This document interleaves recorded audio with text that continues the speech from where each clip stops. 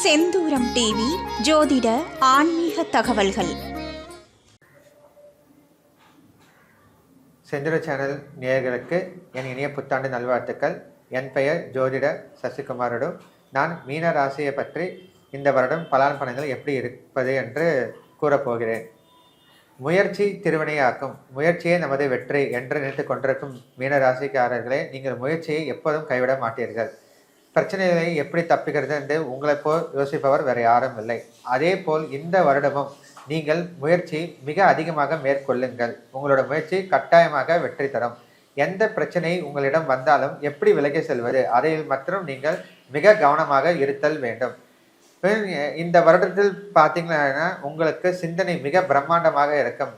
எதையா இருந்தாலும் நம்ம காரில் போயிட்டு இருக்கோம், பிளேனில் போகலாம், பிளேனில் போட்டு இன்னும் அதிகமாக பறக்கலாம் அப்படின்னு உங்களோட சிந்தனைகள் மிக பிரம்மாண்டமாக இருக்கும். அந்த பிரம்மாண்டத்தை நீங்கள் கட்டுப்படுத்த வேண்டும். நீங்கள் மிக விரைவாக சிந்திப்பீர்கள். அதே போல் உங்கள் செயல் அதே அளவுக்கு விரைவாக இருக்குமானால் இந்த வருடம் அதில் அப்படி கிடையாது. மிக கவனமாக உங்களோட சிந்தனையை நீங்கள் சரியான முறையில் பின்பற்றினால் உங்களுக்கு கட்டாயம் வெற்றி. அவசரப்பட்டு எந்த ஒரு முடிவும் எடுத்துடாதீங்க. ஒரு பத்திரமோ இல்லை ஒரு பத்திரம் கையாளுறதோ இல்லை நான் ஒரு சிக்னேச்சர் போடுறேன் அப்படின்னா ஒரு முறை இல்லை 2 முறை இல்லை, நன்றாக யோசிங்க. உங்களோட மனைவியிடம் கலந்தாய்வு செய்க. இது பண்ணால் பிரச்சனை வருமா, பிரச்சனை வராதா என்று ஒரு முடிவு எடுத்த பின் ஆணித்தரமான முடிவுக்கு பின்னரே நீங்கள் அதை செயல்படுத்துங்கள்.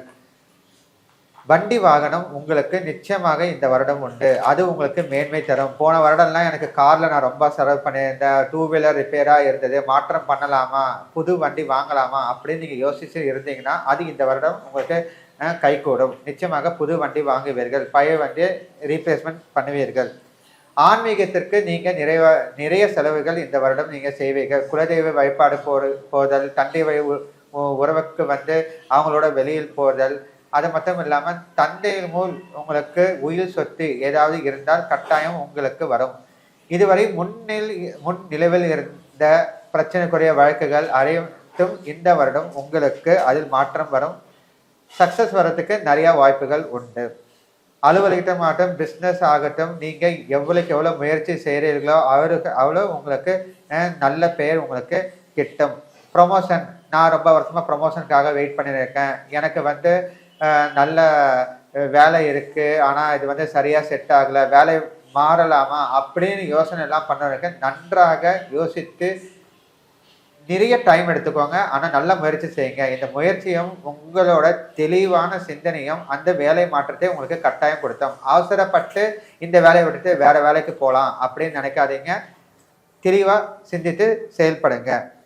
வாய் தான் நம்மளுக்கு மூலதனம். அதே போல் வாயும் நமக்கு பிரச்சனையாக அமையும். வீட்டிலும் சரி, குடும்பத்திலையும் சரி, வெளியில் நண்பர்களிடம் சரி, கூட்டாளி, பிஸ்னஸ், ஆஃபீஸ், இது எல்லா இடத்துலையும் உங்களுக்கு இந்த வருடம் டென்ஷன் இருந்தாலுமே அமைதி காணுங்க.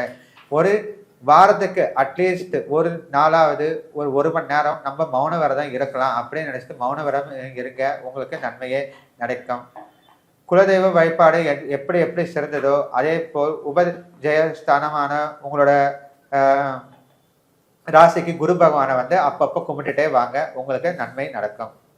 இனிய புத்தாண்டு வாழ்த்துக்கள். நன்றி. இந்த சேனலை நீங்கள் சப்ஸ்கிரைப் பண்ணுங்கள், லைக் பண்ணுங்கள், ஷேர் பண்ணுங்கள்.